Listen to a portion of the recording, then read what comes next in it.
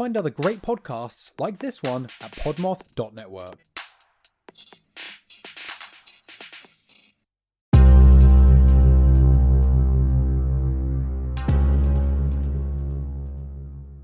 We are the Brutal, Bizarre, and Boozy podcast. I'm Declan, the son. And I'm Jane, the mom. This is the podcast where we talk about brutal crimes like serial killers and the random one-off murder. We will tell you about bizarre occurrences like alien abductions and monsters in the dark.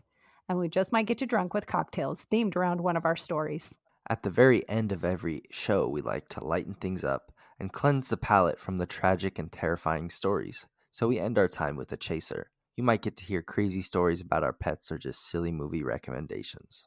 Give us a listen. We are the Brutal, Bizarre, and Boozy podcast.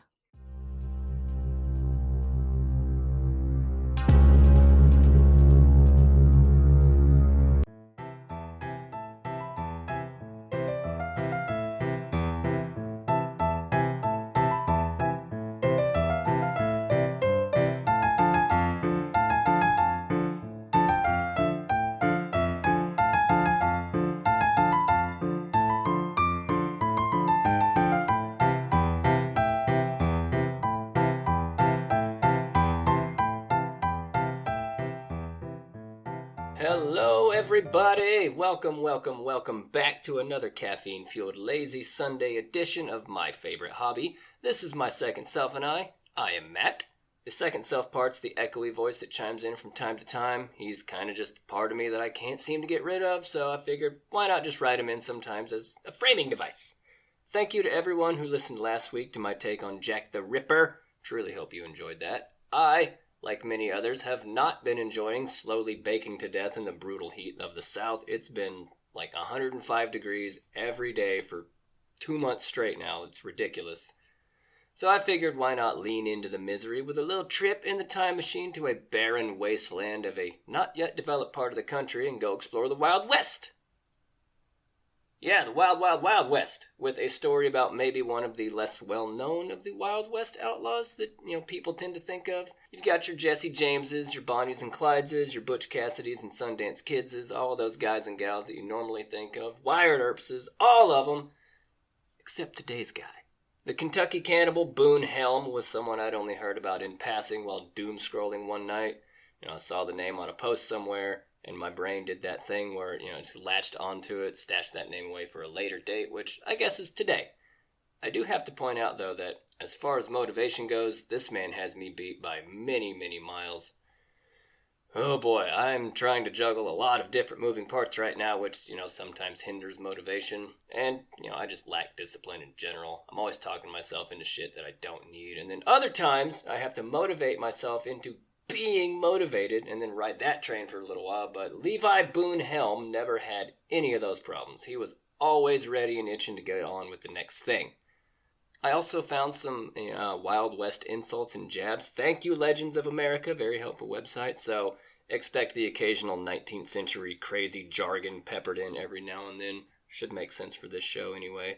As ruthless of an individual as there ever has been, Levi Boone Helm was mean enough to hunt bears with a hickory switch. I like that one. And he's also been called the Dahmer of the Old West, or, some variation of that epithet for many years now.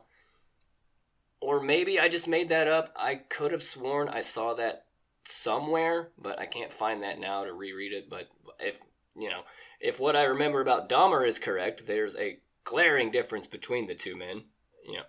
Apart from them being born 100 years apart and totally having different motives, but the real difference I'm talking about is that Boone seemed to actually enjoy killing and robbing and maiming and raping and whatever other negative-ing verb you want to attribute to this guy. He probably did it and enjoyed it. Both of those guys definitely ate lots of people, but Dahmer's cannibalism was a lot more complex than Boone's. In Boone's case, I think the eating people part was more just for survival. Dahmer wanted his victims to be a part of him or, some shit like that. But that's a whole other thing I'm not going to get into right now. Speaking of meows, this cat we're talking about today has a crazy life, and I'm going to do my best to tell you about as much of it as I can possibly find with the limited resources available to me. Oh yeah, I should probably also point out that this is a comedy show, and in between the murders and other naughty stuff, I'm going to try to make some jokes and say things in funny ways to make this a fun show to listen to. I mean, you went through the trouble of clicking that button a minute or two ago. The least I can do is be entertaining. So, expect lots of goofy voices, some high-energy weirdness. I might have some new music I can throw in if I get it done in time. Just to kind of help set the scene a little bit. And since I record where I record, you might hear my loud-ass needy cat, but, I wouldn't worry about her too much. Alex, is the time machine ready? Sweet! That extra tune-up I had the night mechanic do for me really came in handy. If you don't know who that is, listen to one of the anthologies. He's fun. Well, that settles it then. Let's get our asses over to the time machine and head on back to Missouri in 1828. The Kentucky Cannibal was born July 28, 1828, somewhere in Kentucky, but his hard-working parents, Joseph and Nancy Helm, moved the fam down to Missouri shortly after he was born. They also had 11 other children, because that's what you did back then, so the move may have been more of a financial strategy from the parents than, necessity. Boone was a tough kid that liked showing off how tough he was. Any kind of activity that would let him show off how strong he was or how fast he was, Boone was there for it.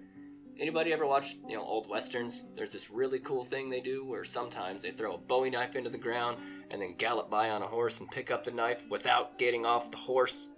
Pretty sure they got that idea from old Levi here. Okay, maybe he didn't invent that, but he was known to have done that a couple of times at least.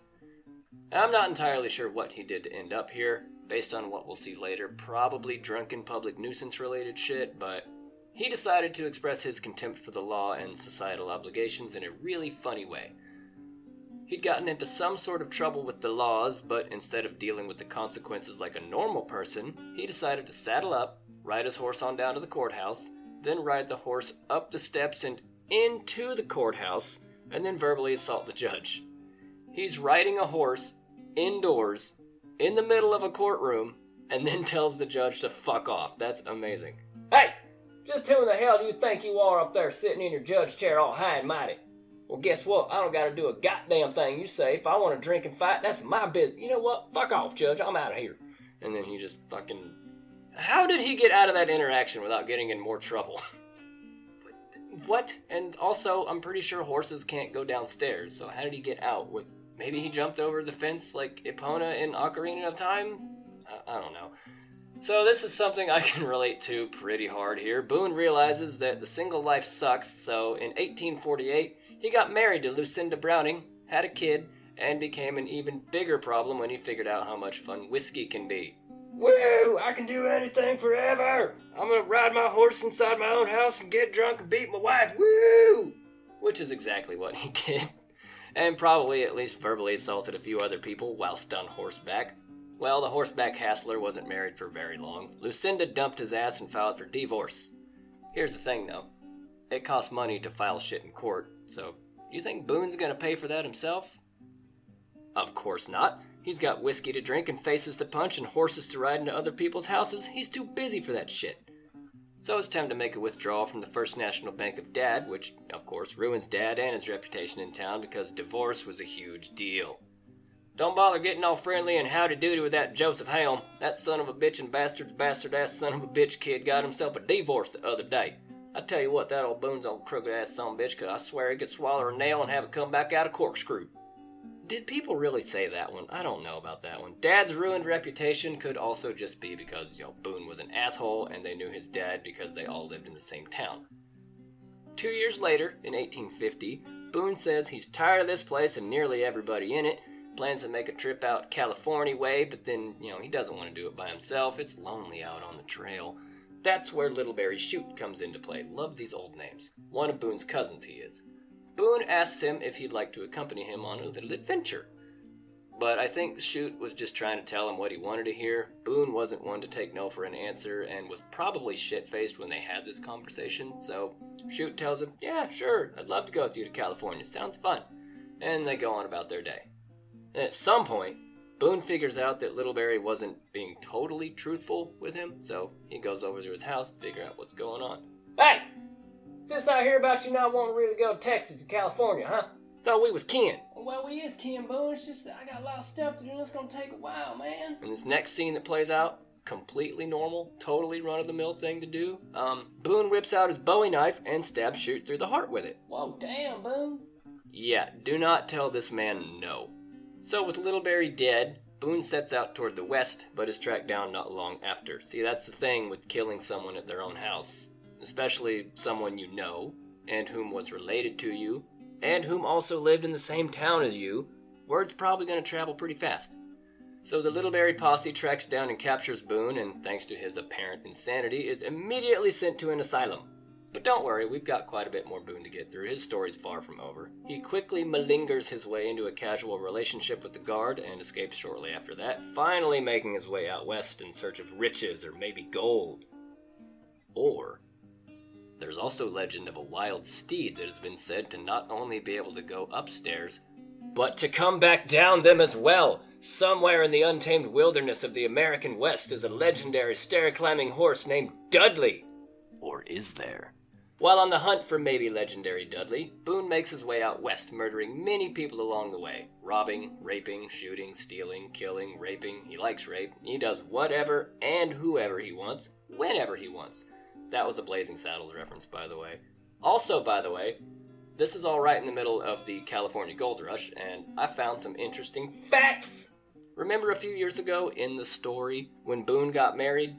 That was in 1848. A time in California's history where there were barely 1,000 non-native people living there. That is a weird thing to think about.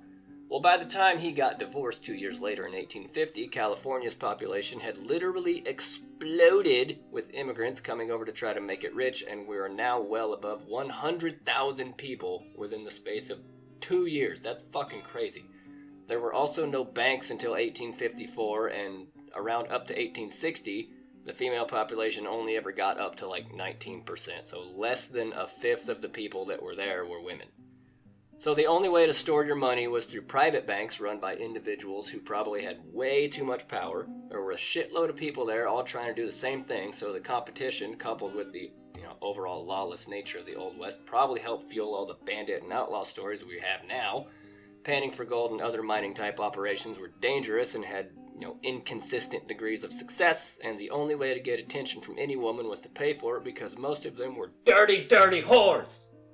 So you've got all that going down over there well before he even sets out on his little journey, so just keep that little thing in mind. Boone zigs and zags his way out west and eventually starts to turn back more north and then back east again in order to evade, whomever he had recently wronged. Took him up until 1858 before he made it up to the Dallas, Oregon territory. I'm not sure how to say this one. D-A-L-L-E-S. I want to say Dallas, because that would make sense, because we love naming shit after shit that's already existed, so kind of not a surprise that we even have a Dallas, Oregon, but that's where Boone is right now, and he is there with another half dozen salty, gruff mountain men, none of whom knew each other. So now the plan was to hoof it over to Fort Hall, Idaho, and get some taters, and then onwards from there to Salt Lake City to go see what the Mormons are up to, I guess, I don't know. But before they set off, Boone has a little secret to tell them. He says, "Many is the poor devil I've killed at one time or another, and the time has been that I've obliged to feed on some of them." Talk about a fucking pep talk before setting off on a dangerous journey. A room full of 6 probably angry and tired men who don't know anything about each other were just told by the guy that gathered them all together in the wilderness that sometimes he kills and eats people, and we're supposed to follow him through the mountains to go maybe find some gold. Are we really doing this? Alex, are you seriously? Oh, this is the plan? Are we sure? We have horses. It'll be fine. How are we going to fit 6 large-ass men on 3 medium-sized horses? Or did they all 6 have their own horse? I'm not certain about the total number of horses available to the party, but I feel like based on what we'll see later, it's probably less than the amount of people traveling. Now, as you might imagine, from almost any story about a mountain expedition, the next part of the journey, not going to be an easy one. Being on horseback, supplies are already critically low, and traversing through the mountains landed them in a skirmish with a tribe of natives that really didn't want them there. Not being well suited for battle, they were forced to flee and were now stuck trying to figure out where in the hell they were. Eventually, they found the Bear River that snaked back toward the east and finally finding familiar territory around Soda Springs. Left with no other options, the men killed their horses, ate them, and then used the hides to craft some makeshift snowshoes. There it is. And in the harsh mountain conditions, the party soon found themselves with only 2 remaining members, Boone and a man simply known as Burton. It's the Boone Burton Variety Hour, y'all, featuring Dudley, the stair-climbing horse. Woo! The rest of the party had either died of exhaustion or been left behind to keep the hindering of the rest of the group, and Boone and Burton found themselves in an abandoned cabin not too far from Fort Hall. They're almost there. Burton has completely given up hope, though. He's snowblind and exhausted. Tells Boone that he can't go on anymore and to just leave him. I'm snowblind, exhausted, my favorite shirt sleeve is ripped, my nose won't stop running, kinda got a fart, just leave me here to catch my breath for a while and I'll get going on my own eventually. Boone doesn't have any problem with that and sets out to go in search of supplies at a nearby abandoned stockade, but finds it completely void of any useful materials or food. And he returns just in time to hear an enormous fart going off inside the cabin, a grim sign that his last remaining trail buddy had just perished. Oh man, it's lonely out on the trail. A classic Old West case of terminal flatulence. He'd farted himself right to death right then and there alone in the cold abandoned mountain cabin. No, he fucking didn't. Okay, fine, he shot himself, but that's, it's a lot less funny. If you are concerned about Boone getting lonely out on the trail, you can set those worries aside, because when it comes to making it to his destination, he'll be there in a hurry. You don't have to worry. 'Cause baby, there ain't no other food to eat. Boone Helm hates the taste of feet. Don't care if it makes you weep. I gotta get something to eat, Burton. You won't mind if I just take this thigh, right? I'm just gonna take this. He's taking Burton with him, literally and figuratively. Remember, we're talking about a man widely known as the Kentucky Cannibal. He's not going to be lonely out on the trail. He's got Burton with him. He was probably also glad that Burton chose to shoot himself in the head. That meant that the leg meat was still safe to eat. I mean, sorta. Don't eat, people. It's super bad for you. Boone didn't care, though.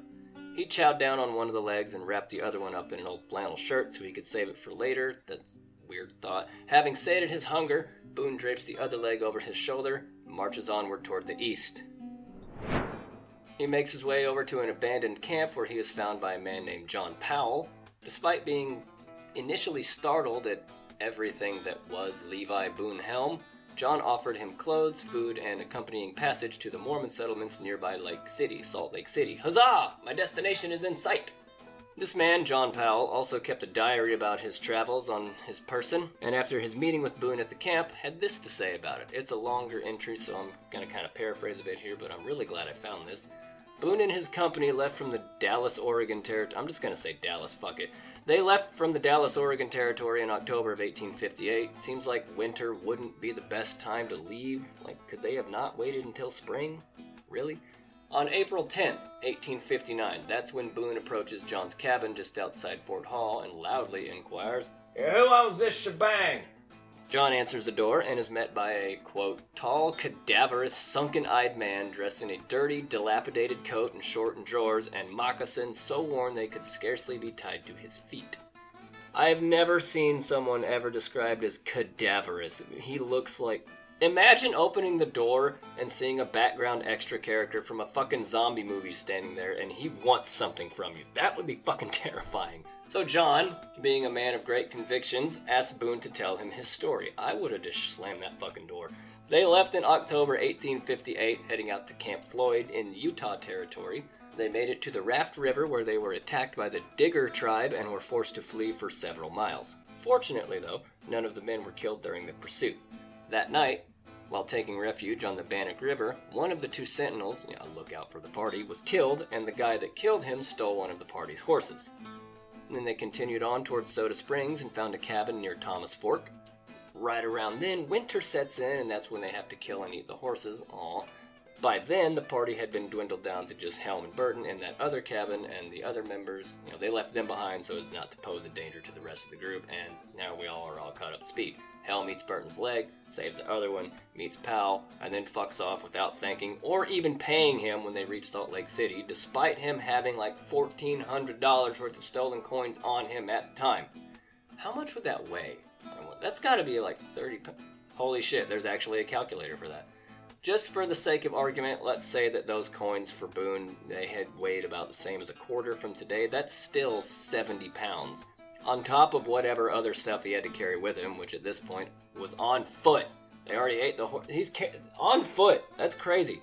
Okay, so I got more curious and found that the most common form of currency in the Old West was the Morgan silver dollar, which weighs in at 26.73 grams, the math of which works out to being around 83 pounds. I guess they're slightly heavier than a quarter, so just a few funny comparisons for other things that weigh around 70 to 80 pounds. Imagine you're hiking through the woods while also carrying 2 4-year-olds, a large dog, a 10-gallon bottle of water, 636 eggs, which is 53 dozen or so, and I don't know if I believe this or not, but fuck it, why not? Snooki!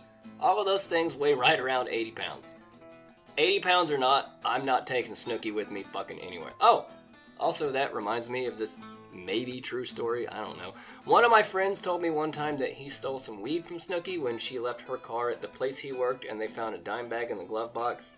I don't know how much of that I believe, but either way, we have gone way off the fucking reservation here. Let me get back to it. We'll go back to it now. Boone, having left the company of John Powell, now finds himself in Salt Lake City and in the presence of a great many Mormons. You know what? Hold on. I'm going to fill you guys in on something real quick.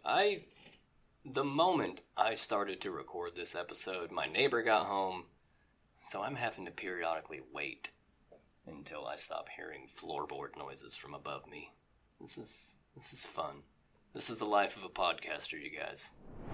Boone got himself in a lot of trouble while he was in Salt Lake City, too. Does that really surprise anybody? He was hired out as a Danite, which I think is sort of like a Mormon hit squad.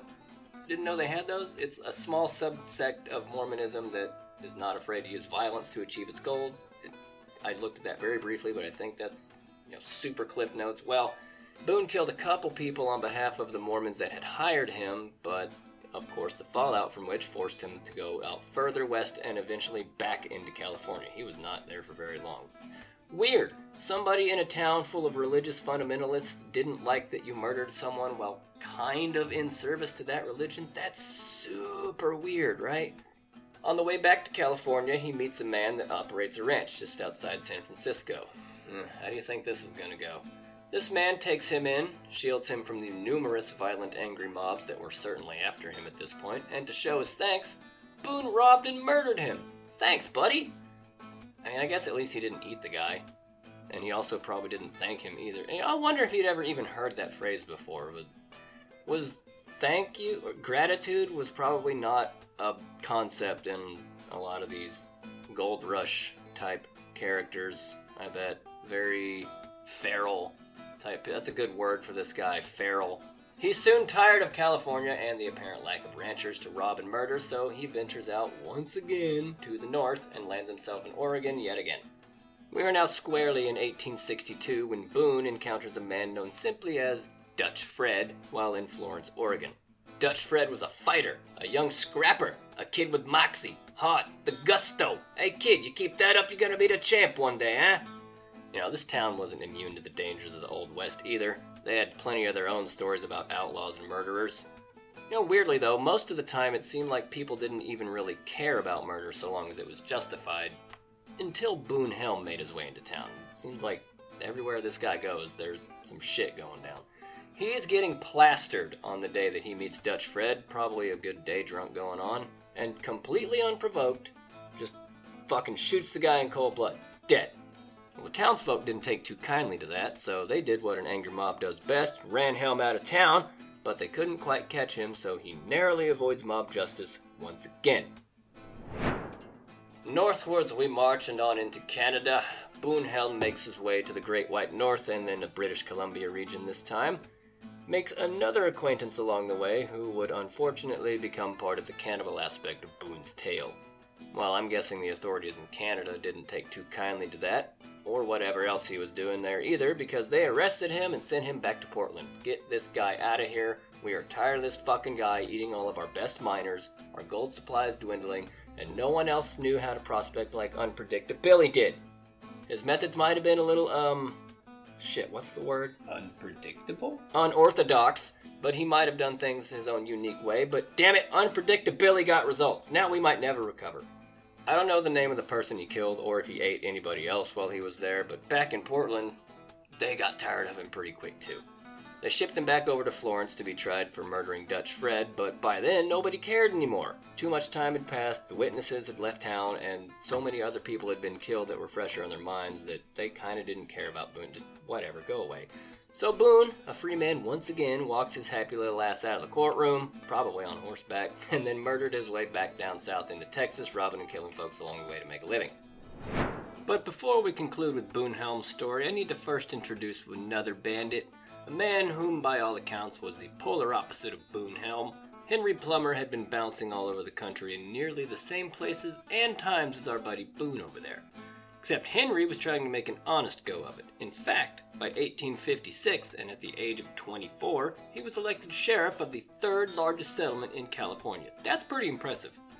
Hell, he even won the re-election campaign the following year. He is on his way to immense political clout. Until he's accused of being involved in an affair with John Vedder's wife.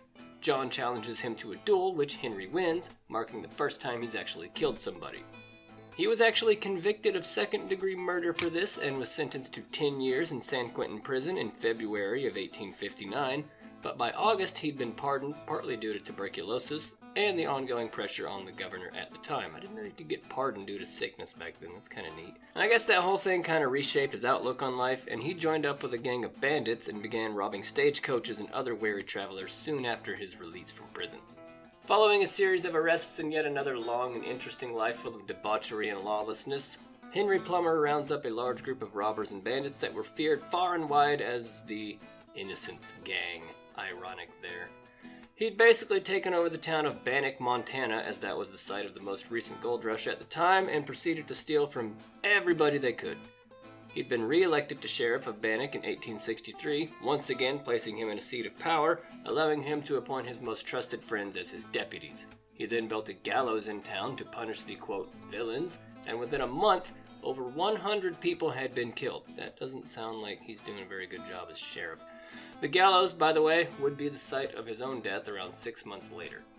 At the end of 1863, in December, the riled-up citizens of Bannock, Virginia City, and Nevada City gathered themselves into the Vigilance Committee and set out to capture members of the Innocence Gang. Why did I just tell you all that? Because after Boone was set free back in Florence, he did go back to Texas for a little while, but then he returned to the area and continued on his robbing and killing ways until eventually meeting up with the Innocence Gang in Montana sometime around 63.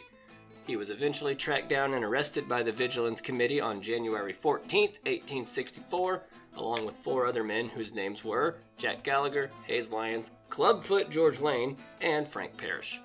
But this is the Kentucky Cannibal we're talking about. He's not going to go down without a fight. He first claims that if he knew what the men were up to, or that they were looking for him, they never would have caught him. Then he swears on the Bible that he'd never killed a man before in his entire life, and after that did nothing to dissuade his captors. Yeah, we don't believe you ever.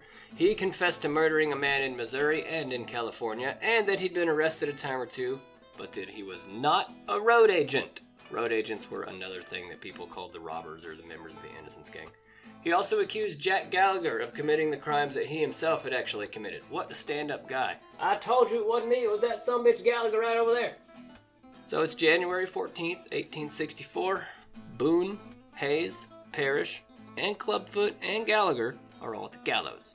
It's a shoddily, half-constructed log cabin with a few ropes thrown over a bar and boxes for the men to stand on before the drop.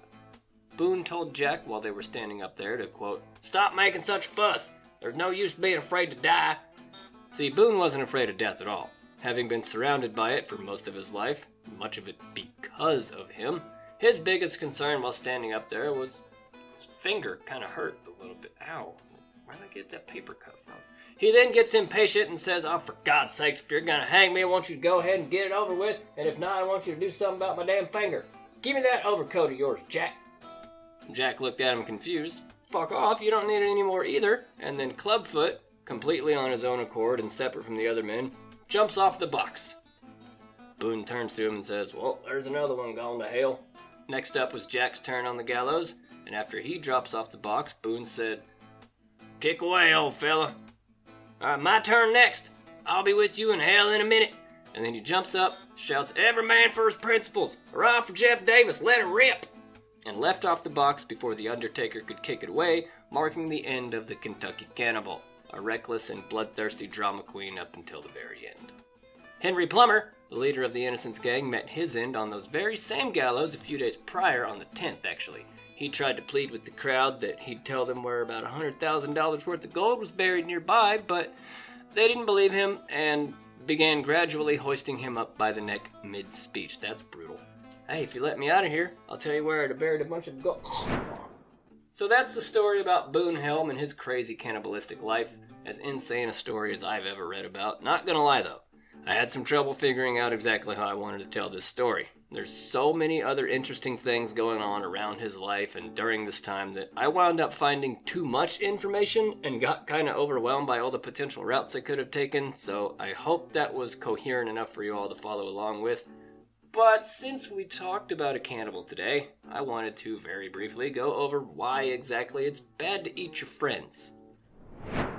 In the 1950s, a group of researchers discovered a tribe of people living in the highlands of Papua New Guinea called the Foray that had been battling a very strange illness. Once the symptoms set in, the subsequent death followed very quickly. And this strange disease affected mainly women and children, sometimes killed up to 200 people per year. But why? What the hell's going on over there? The disease was known locally as kuru, which means shivering or trembling. After researching the family trees of the villagers, the scientists in charge of this situation figured out that it had something to do with the treatment of the dead. In an act of love and grief, many villagers would be cooked and eaten upon death. It was thought that being eaten by people was better than being eaten by worms or maggots. This mortuary ritual was performed mainly by women, though. That they were thought to be able to house the spirits of the dead better than their male counterparts could. I guess since they gave birth, they can accept death? And they would eat everything except for the gallbladder, which I guess didn't taste very good. Eventually, they figured out what the problem was. By consuming the dead bodies of their friends and families, particularly the brain, a new type of infectious agent was discovered in the form of a prion disease. Prions are a type of protein found naturally in the nervous system, and this disease that affects them can make them unfold from themselves, leaving the brain literally full of holes, kind of like a sponge. This is what causes the gradual degradation of senses and civility and is thought to be a leading factor in other diseases like mad cow disease, Alzheimer's, and if you want to know more about it, you can also look into Creutzfeldt-Jacobs disease, which is very similar in nature to kuru. Thank you everybody for sticking around and listening to me rant and ramble for a little while. If you liked that story, or if you just like the sound of my voice and want to hear more, help motivate me to do better by getting this show more popular. Go into whatever app you're listening on, leave a comment or a review or a 5-star rating. Whichever thing lets you say good things about this show, please, for me, go do that. I'm currently still sitting at 11 ratings, and if you can hear this, and if you haven't done so already, I'd like to get that up to 20? 9 more people. Come on, that's all I got. I gotta have more than that, right? I could certainly benefit from a good legitimate eye doctor sponsor, wink wink, or something that could help my vision, so leaving a review or rating somewhere, free, easy thing you can do to help me out. I mean, I just entertained you for over a half an hour. The least you can do is click a few more buttons for me, right? And if not, just tell your friends. Either way, I'll be happy. We have just one more episode to do to finish out the month of Time Travel Tragedies, and if you have a suggestion for something you'd like to hear me talk about, shoot an email over to mysecondselfandI@gmail.com. I swear I know my own email address, or follow me on Instagram @SecondSelfPodcast. I'd love to hear from you. Until then, I'm off to go rest my eyes and find the next story I want to tell. Make smart choices and stay kind, everybody. Bye!